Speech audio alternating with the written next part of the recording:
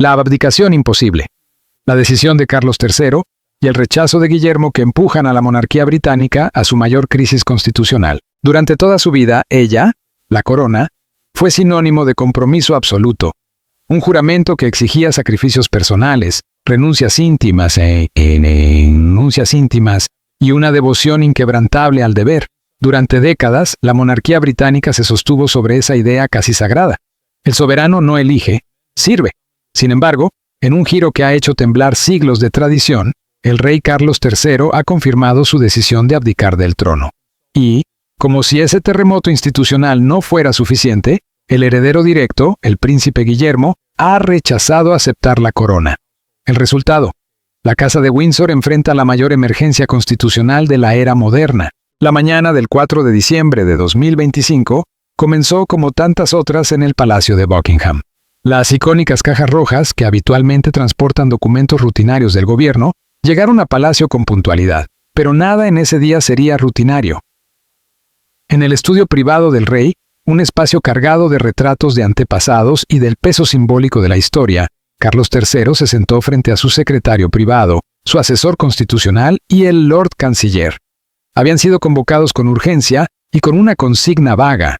Su Majestad necesitaba tratar un asunto de extrema importancia. Ninguno estaba preparado para lo que escucharía a continuación. Con voz baja pero firme, consciente de la magnitud de cada palabra, el rey anunció que abdicaría. No era una reflexión ni una posibilidad a estudiar. Era una decisión tomada, irrevocable. Carlos explicó que ya había consultado con sus médicos personales, con sus consejeros espirituales, y que incluso había intentado abordar el tema con el príncipe de Gales. Esa conversación, admitió, no había salido como esperaba. El silencio que siguió fue denso, casi físico. El secretario privado, con más de 30 años de servicio a la Casa Real, sintió que el suelo se desplazaba bajo sus pies. Aquello no debía ocurrir. Los monarcas británicos no abdican. El recuerdo de Eduardo VIII, que renunció en 1936 para casarse con Wallis Simpson, sigue siendo una herida abierta en la memoria institucional. Que Carlos III repitiera aquel trauma constitucional parecía impensable, pero el rey llevaba semanas, quizá meses, rumiando esa decisión. Al verbalizarla, experimentó una suerte de alivio. El descanso que llega al decir en voz alta aquello que se ha estado conteniendo demasiado tiempo. Detalló que emitiría un comunicado formal en cuestión de días, que se prepararían los instrumentos legales necesarios y que el Parlamento sería informado por los canales correspondientes. En su planteamiento, el proceso debía ser claro y ordenado. Tras su abdicación, el príncipe Guillermo ascendería de inmediato al trono, garantizando la continuidad de la línea sucesoria. Fue entonces cuando el Lord Canciller formuló la pregunta que lo cambiaría todo. ¿Había hablado su Majestad con el príncipe de Gales más allá del primer intento? ¿Había confirmado Guillermo su disposición a convertirse en rey? La pausa fue incómoda, prolongada. El rostro de Carlos se tensó, dejando entrever una mezcla de dolor y enfado. Guillermo no solo no había confirmado su aceptación, se había negado de forma categórica. Había rechazado la corona bajo esas circunstancias. El asesor constitucional, experto en derecho sucesorio, comprendió de inmediato la gravedad de la situación. La abdicación presupone una sucesión. La ley es clara en cuanto al orden, pero da por sentado que los implicados aceptarán su papel. Si el heredero se niega, todo el mecanismo se bloquea. No existía precedente. Reyes habían muerto en el trono, habían sido forzados a abdicar o habían quedado incapacitados, pero nunca se había dado el caso de un monarca que renunciara voluntariamente mientras su heredero directo rechazaba asumir el cargo. Carlos intentó explicar la conversación con su hijo, aunque era evidente que revivirla le resultaba doloroso. Guillermo había reaccionado con furia. Lo acusó de abandonar su deber, de anteponer su bienestar personal a la responsabilidad constitucional. Pero esa ira inicial dio paso a algo más profundo. Una declaración tajante de que, si su padre podía dejar la corona, él también podía negarse a recogerla. Para Guillermo, la monarquía los había atrapado a ambos en roles que nunca eligieron. Y él estaba cansado, absolutamente cansado, de fingir que estaba dispuesto a sacrificar su vida y la paz de su familia por una institución que, en su experiencia, solo había generado sufrimiento. Las reuniones de emergencia comenzaron de inmediato. Se convocó a expertos constitucionales de toda Londres. El secretario del gabinete fue informado, lo que significaba que el primer ministro conocería la situación en menos de una hora. El consejo privado tendría que reunirse. Había que solicitar opiniones legales sobre preguntas jamás formuladas. ¿Puede impedirse que un rey abdique? ¿Puede obligarse al heredero a aceptar el trono? ¿Qué ocurre con la monarquía si tanto el soberano como su sucesor directo rechazan sus funciones? En Buckingham Palace, el ambiente se volvió irrespirable. Los ritmos habituales, la coreografía precisa de funcionarios y empleados, se rompieron bajo el peso de reuniones urgentes y puertas cerradas. Altos cargos de la Casa Real fueron llamados uno a uno para ser informados. Todos salían con el rostro pálido, visiblemente conmocionados. Como siempre sucede en instituciones con cientos de trabajadores, los rumores comenzaron a circular.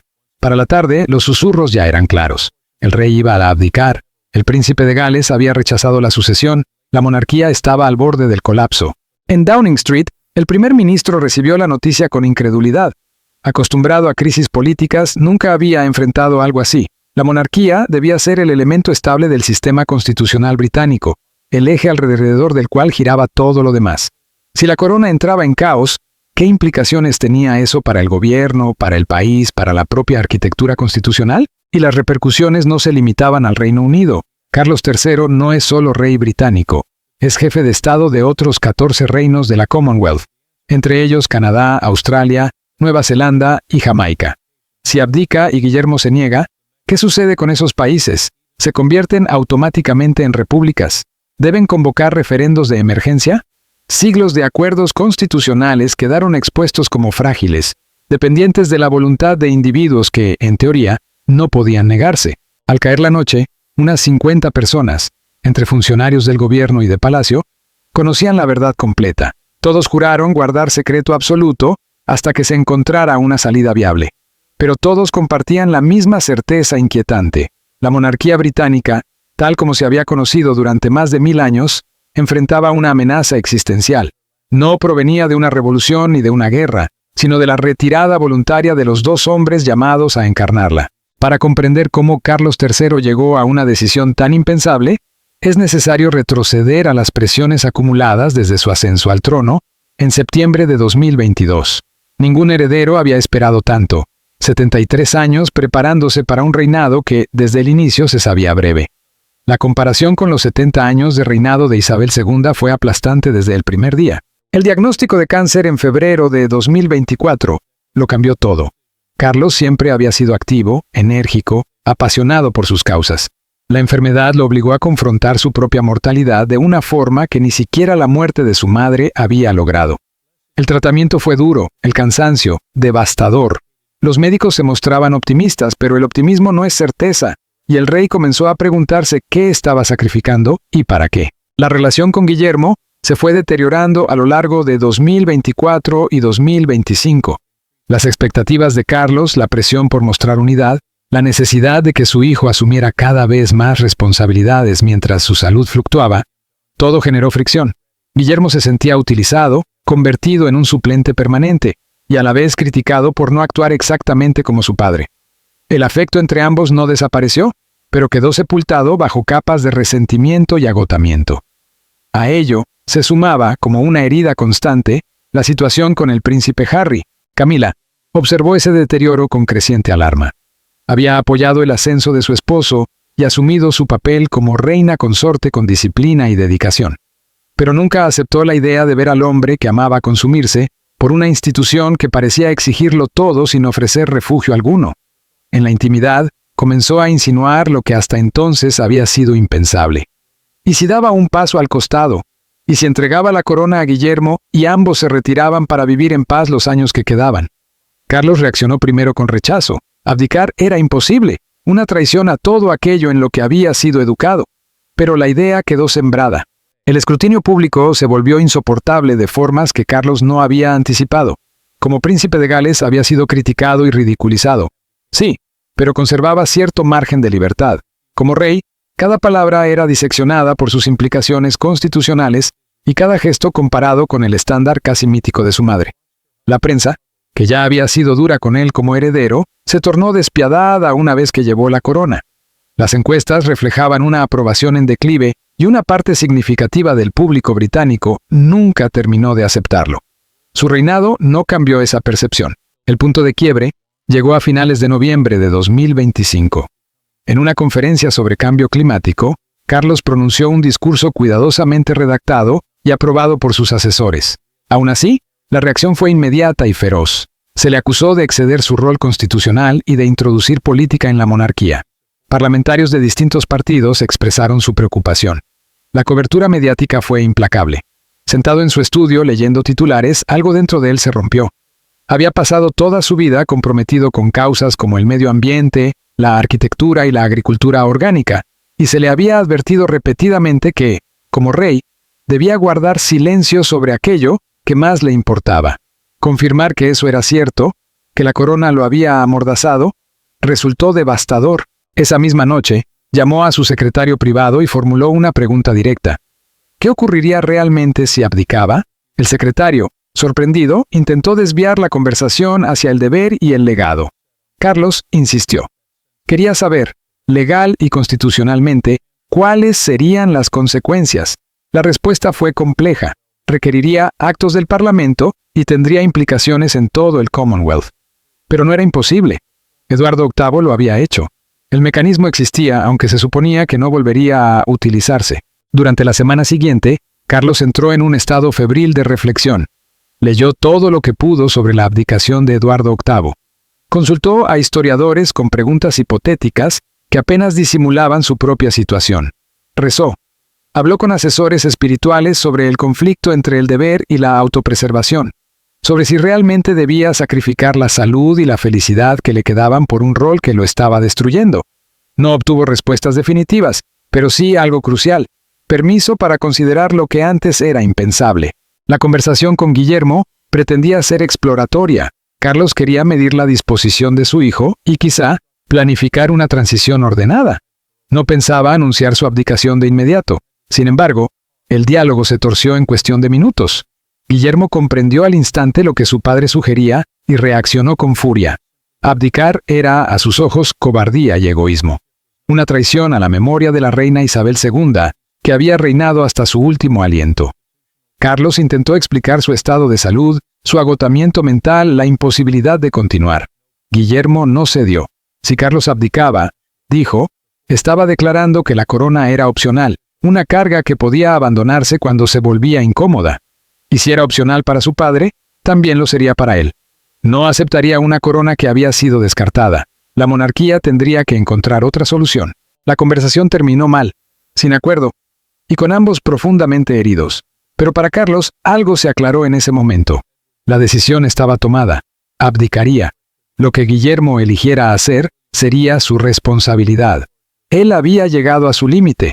La confirmación a sus asesores, el 4 de diciembre, no fue más que la formalización de una resolución ya asumida en su mente y su corazón. El rey Carlos daba un paso al costado y las consecuencias deberían afrontarlas todos. Desde la perspectiva de Guillermo, la negativa fue el resultado de meses de señales inquietantes. Había notado a su padre distraído, retraído, menos comprometido incluso, que durante los peores momentos de su tratamiento contra el cáncer. Atribuyó esos cambios al estrés y al duelo por la reina. Nunca imaginó que Carlos contemplara la abdicación hasta que lo planteó abiertamente. Incluso entonces, su primera reacción fue pensar que se trataba de una crisis pasajera. El encuentro en Clarence House, a finales de noviembre, fue una de las conversaciones más duras de su vida. Guillermo esperaba hablar de Navidad o de nuevas responsabilidades reales. En cambio, Carlos cerró la puerta, sirvió 2 copas y le confesó que estaba considerando renunciar. «La corona me está destruyendo», dijo. Guillermo sintió una ira inmediata. Ese no era el acuerdo, ni la forma en que funcionaba la monarquía. Su abuela había reinado hasta los 96 años. Ese era el modelo. No se abandonaba la corona por cansancio. Acusó a su padre de egoísmo y de poner en riesgo la institución. Pero, en medio de la discusión, algo cambió. Al mirar el rostro de Carlos, marcado por la tristeza, comprendió una verdad inquietante. Si la corona había hecho eso con un hombre que la había deseado toda su vida, ¿qué podría hacerle a él? Y, sobre todo, ¿qué haría con sus hijos? Jorge tenía 12 años, Carlota 10 y Luis 7. Aún eran niños, capaces de tener una vida normal si él actuaba a tiempo para protegerlos.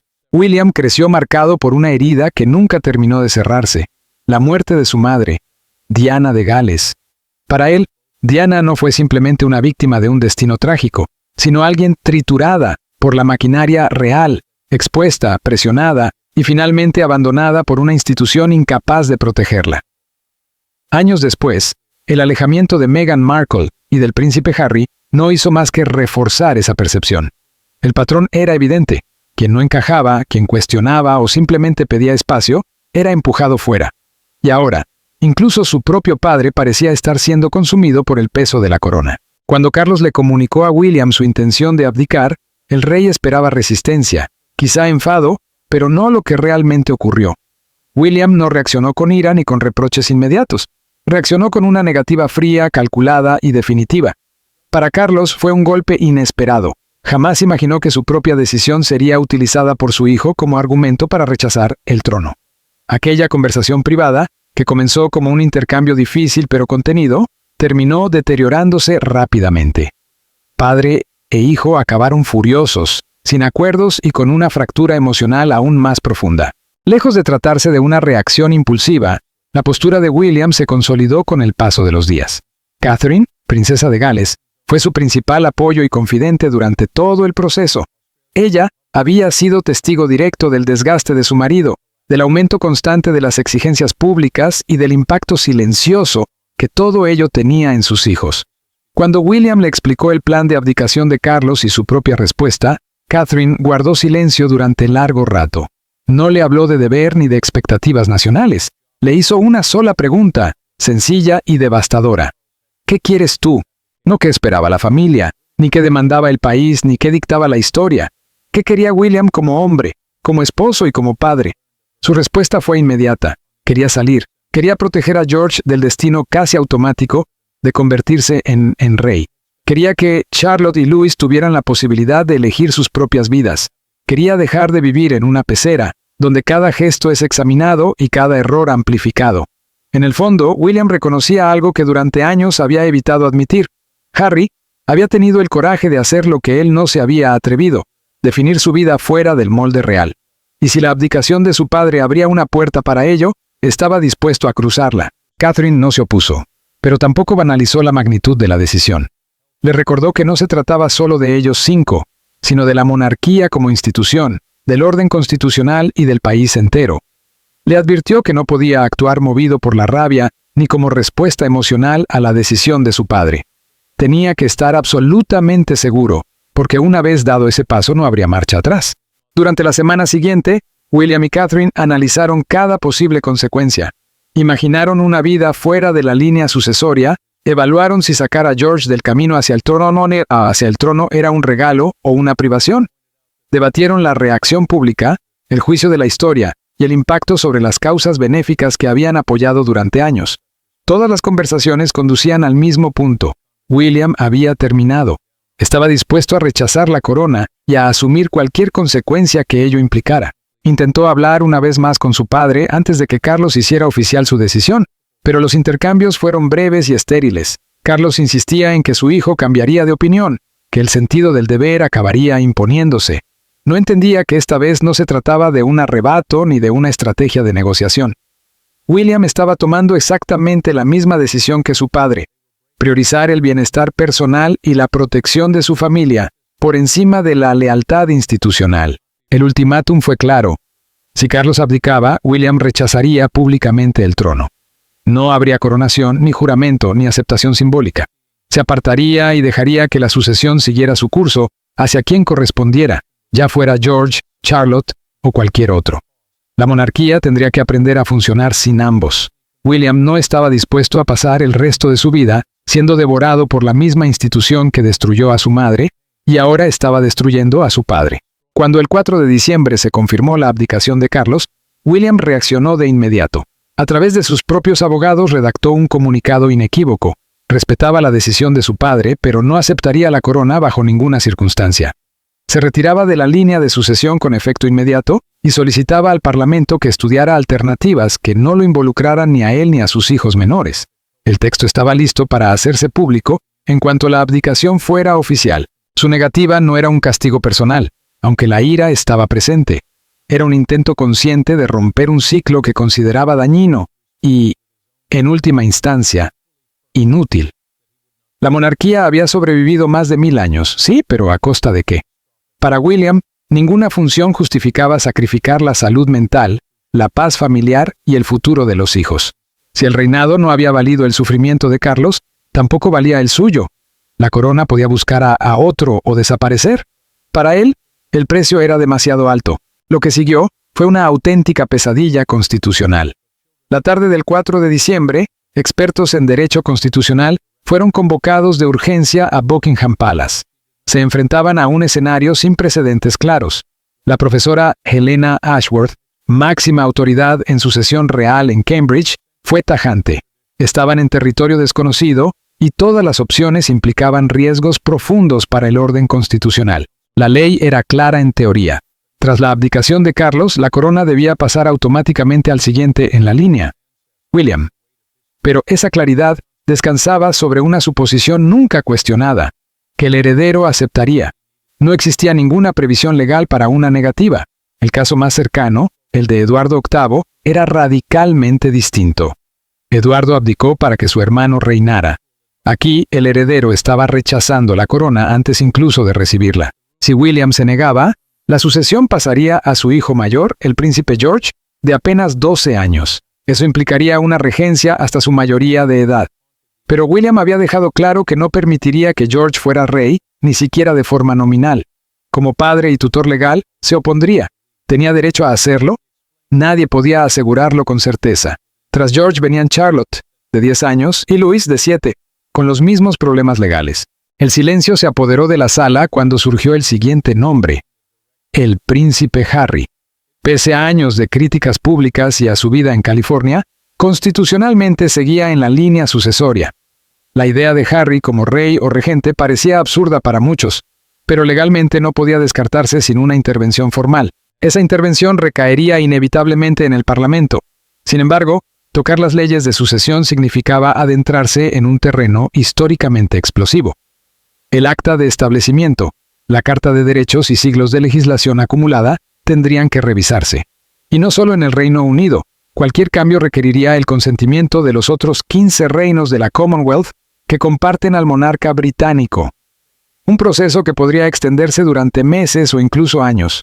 La lógica circular que dominó las reuniones de emergencia en Londres durante la noche del 4 de diciembre de 2025 rozaba lo mareante. Cada posible solución abría un nuevo problema, y cada intento de salida parecía conducir a un callejón aún más estrecho. Con la abdicación confirmada de Carlos III y el rechazo explícito del príncipe Guillermo a aceptar la corona, la monarquía británica se encontró atrapada en un laberinto constitucional sin precedentes. Uno de los primeros obstáculos surgió al analizar la figura de los Councillors of State, los consejeros de Estado que, en teoría, podrían asumir funciones temporales de la corona. En ese grupo figuraban todavía el príncipe Andrés y el príncipe Harry. Para la mayoría de los presentes, ambos resultaban completamente inadecuados para ejercer cualquier forma de regencia, y más aún, para hacerlo en nombre de un rey niño. Andrés arrastraba un descrédito público irreversible, mientras que Harry llevaba años distanciado física y emocionalmente de la institución. La sola mención de sus nombres subrayaba hasta qué punto el sistema estaba mal preparado para una crisis de esta magnitud. Alguien planteó entonces una alternativa que sobre el papel parecía sensata: la princesa Ana. Respetada, trabajadora incansable y con un nivel de confianza pública que muchos de sus hermanos nunca alcanzaron, Ana representaba para algunos una encarnación del deber a la vieja usanza. Sin embargo, pronto emergieron las dudas. Con más de 70 años, asumir una regencia que podría prolongarse hasta que el príncipe Jorge alcanzara la mayoría de edad, al menos 6 años más, resultaba problemático.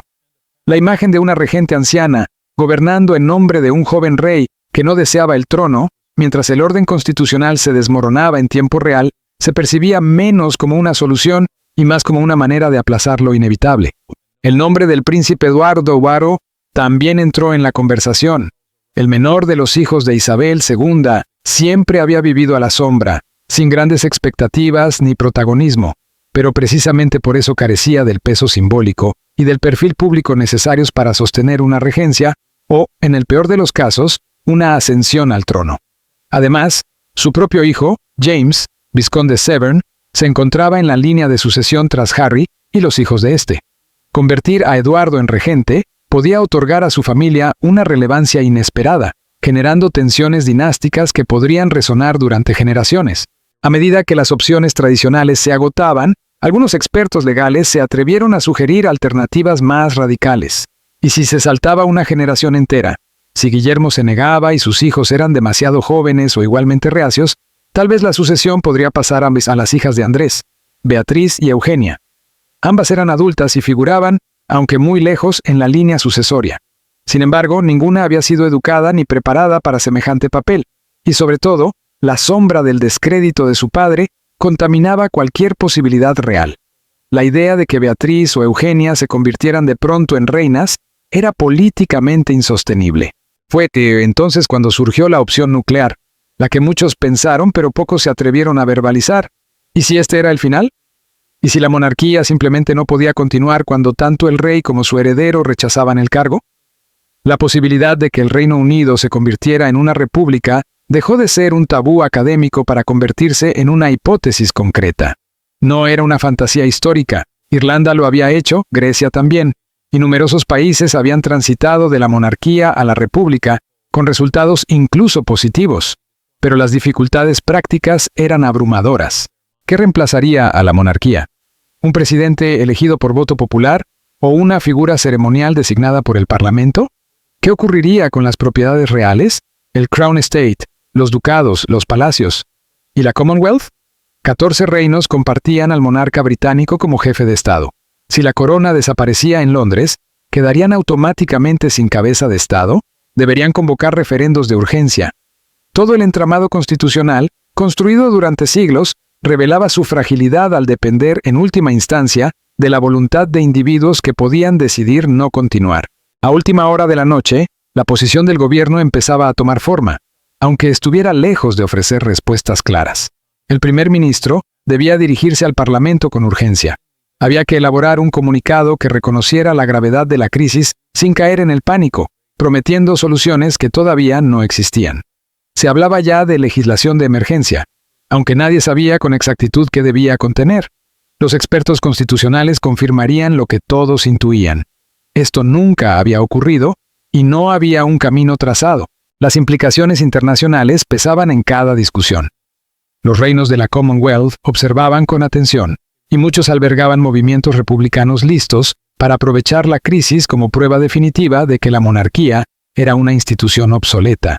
Canadá llevaba décadas debatiendo su relación con la corona.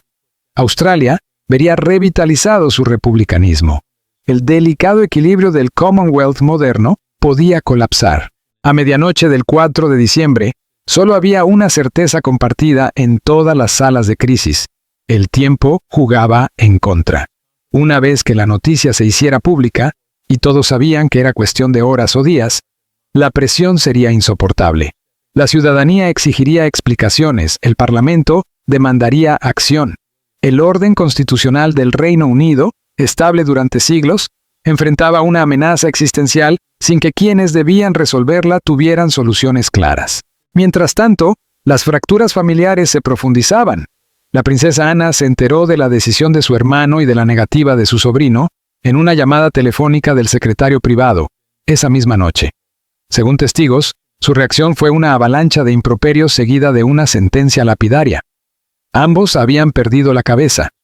Ana había dedicado su vida al deber, acumulando cientos de compromisos oficiales al año, sin quejas ni dramatismos. Para ella, la idea de que Carlos abdicara y Guillermo se negara era incomprensible y, sobre todo, intolerable. Su ira se dirigía a ambos, pero con matices distintos. Creía que Carlos estaba fallando en su obligación fundamental. Su madre, Isabel II, les había mostrado a todos lo que significaba el compromiso. Nunca se quejó, nunca vaciló, jamás insinuó que la carga fuera demasiado pesada. Cumplió su papel hasta el final, hasta que la muerte la liberó de una corona que jamás habría abandonado voluntariamente. Que Carlos renunciara tras apenas 3 años le parecía una traición al legado materno. Pero su enfado con Guillermo era, si cabe, aún mayor. Joven, sano, popular y con una familia sólida, el príncipe de Gales tenía, a ojos de Ana, todo lo necesario para cumplir con su deber. Rechazar el trono no era solo una falta de responsabilidad, era un acto de egoísmo que anteponía preferencias personales a las necesidades del país. El príncipe Eduardo reaccionó con mayor contención, aunque no con menos preocupación. Siempre discreto, había aceptado su papel secundario sin ambiciones desmedidas. Ahora, sin embargo, se veía arrastrado a un escenario para el que nunca se había preparado.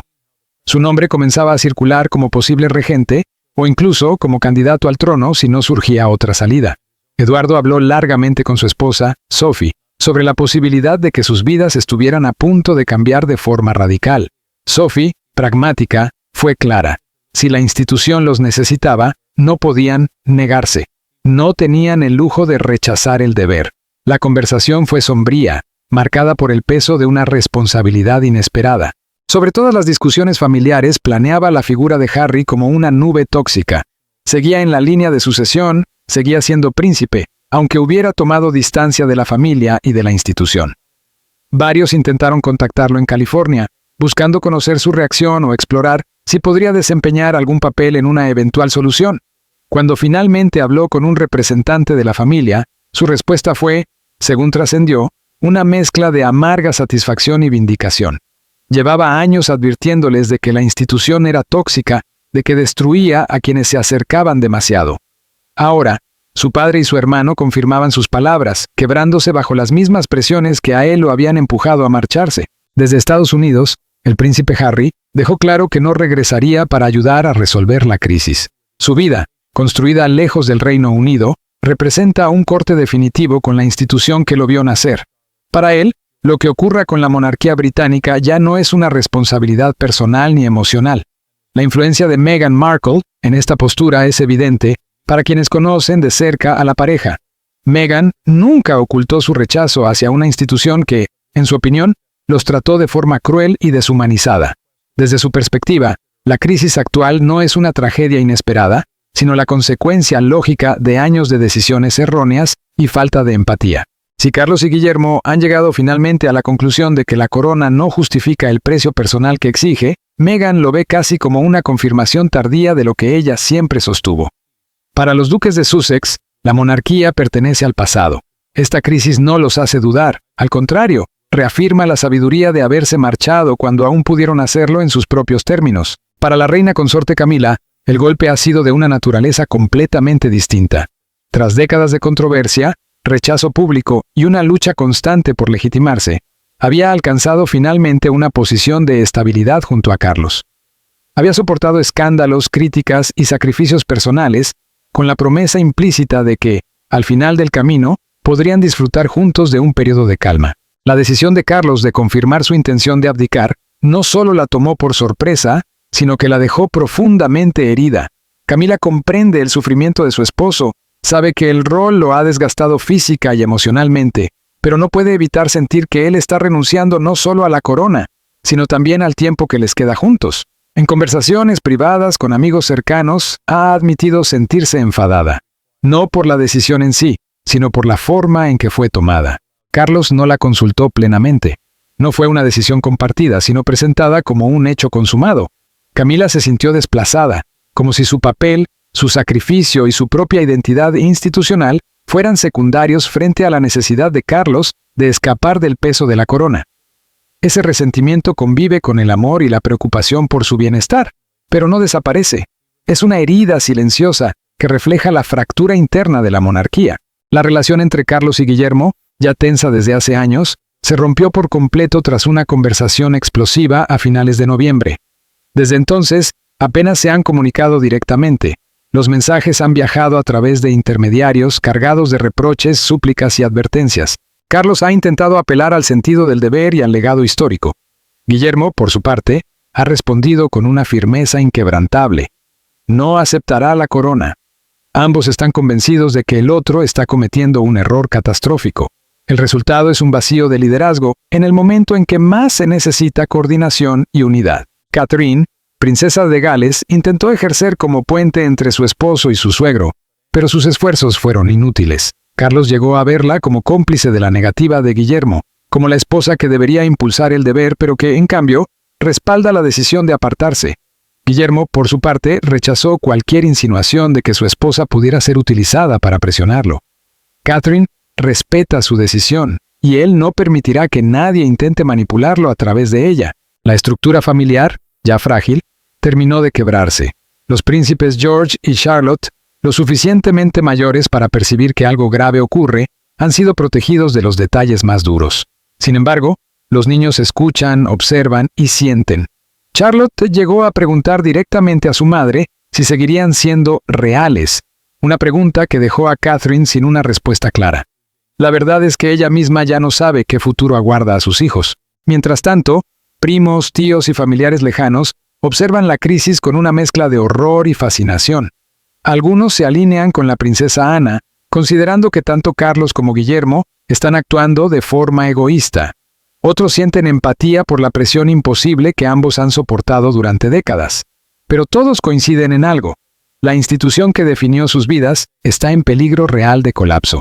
El 5 de diciembre de 2025, menos de 24 horas después de que Carlos confirmara su intención de abdicar y Guillermo reafirmara su negativa a sucederlo, el Parlamento británico convocó una sesión de emergencia. El ambiente en la Cámara era tenso, histórico.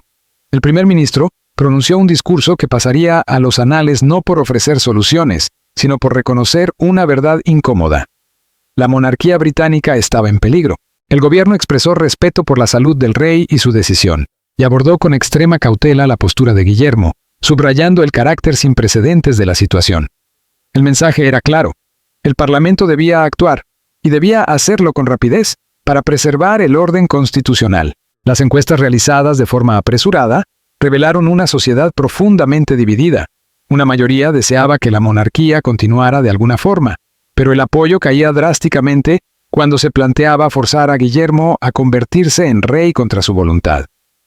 La comprensión hacia Carlos era amplia, pero también existía el temor de que las abdicaciones sentaran un precedente peligroso. A nivel internacional, la reacción fue rápida. Canadá anunció que revisaría sus propios arreglos constitucionales. Australia fue aún más directa, señalando que la crisis demostraba lo absurdo de que su jefe de Estado dependiera de los dramas internos de una familia británica. Los movimientos republicanos en todo el Commonwealth aprovecharon el momento para exigir referendos. En medio del caos, se exploraron todas las alternativas imaginables: regencias, monarquías reducidas, reparto de funciones, incluso la posibilidad de que la princesa Ana actuara como regente.